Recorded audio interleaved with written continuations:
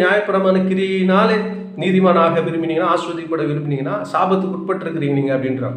இப்போ எப்படி அப்ரோச் பண்ணால் தான் அவர் சொல்றாரு, தேவனிடத்தில் கிறிஸ்தியேசுனிடத்தில் வித்தியாசம் இல்லாமல் ஒன்று போகுது அப்படின்னா என்னது? கிரியையோ மற்ற இந்த பிரமாணம் இந்த காரியங்கள்லாம் ஒன்றும் இல்லை. தேவன் மீது இருக்கிற அன்பினால் அவர் நமக்கு என்ன செய்திருக்கிறார் என்ற அந்த அன்பினால், அவர் நமக்காக செய்து முடித்த அன்பினால், கல்வாரி செலவு செய்து முடித்த அந்த அன்பினாலே கிரியை செய்கிற விசுவாசமே உதவும் சொல்றார். அந்த அன்பினாலே நீங்க விசுவாசித்து அவருடைய நீதியை பெற்றுக்கொண்டீங்க, அவருடைய ஆசீர்வாதங்களாம் அப்படி விசுவாசத்தை பெற்றுக்கொள்ளலாம். ஆக இன்றைக்கு இந்த வார்த்தைக்கு நீங்கள் எப்படி உங்கள் கிறிஸ்தவ வாழ்க்கையை அப்ரோச் பண்ணுறீங்க, இந்த இதெல்லாம் நான் செய்தாலும் தேவன் என்னை ஆஸ்வதிப்பார், தேவனுக்கு முன்னாடி தகுதியாக ஒரு பிள்ளையாக இருப்பேன், அப்போ தான் நான் பிள்ளை, இதெல்லாம் கரெக்டானது தான் பிள்ளை, இதெல்லாம் கரெக்டாக செய்தால் எனக்கு ஆசீர்வாதம், அப்படி அப்ரோச் பண்ணிங்கன்னா நீங்கள் சாபத்துக்கு உட்பட்டுருக்கிறீங்க. அது தேவனை மகிமைப்படுத்தாது. நீங்கள் நினச்சிருக்கீங்க தேவனுக்கு அது பிரியமாக இருக்கும்.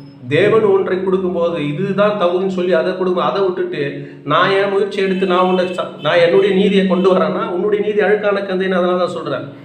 நீங்கள் யாரும் நீதியே இல்லை, நீதி கொடுக்கப்பட்டிருக்குது. அதை விசுவாசித்து அந்த விசுவாசத்தோடு அவரிடத்தில் அப்ரோச் பண்ணி அவர் வைத்திருக்கிற ஆசீர்வாதங்களை நாம் பெற்று வாழ வேண்டும் என்பதுதான் தேவ சுத்தம். ஆக இப்படிப்பட்ட அப்ரோச்சோட இயேசு விசுவாசித்து அவர் மூலமாக உண்டாயிருக்க இந்த ஆபிரகாமின் ஆசீர்வாதம், கிறிஸ்துக்குள் உண்டான சகல ஆசீர்வாதங்களையும் அவர் இலவசமாக அவரோடு கூட கொடுத்திருக்கிறார். விசுவாசித்து அவருடைய வழிநடத்தபடி இந்த ஜீவனுடைய ஆவின் பிரமாணத்தில், பாவ மரணம் என்ற அந்த பிரமாணப்படி இல்லை, ஜீவனுடைய ஆவின் பிரமாணம், இயேசு எனக்குள்ளே வந்து ஆவி எனக்குள்ளே வந்து இந்த வசனங்கள்லாம் இருக்குது. ஆனால் அவர் மீது இருக்கிற இயேசு மீது இருக்கிற விசுவாசத்தினாலே அவரை தேடி அவரை அன்பு கூர்ந்து வேத வசனங்களை வாசிப்பது, அவர் நமக்குள்ளே வழிநடத்தி அந்த வழிநடத்தமை வாழும்போது இந்த ஆசீர்வாதங்களை நாம் பெற்று வாழ முடியும்.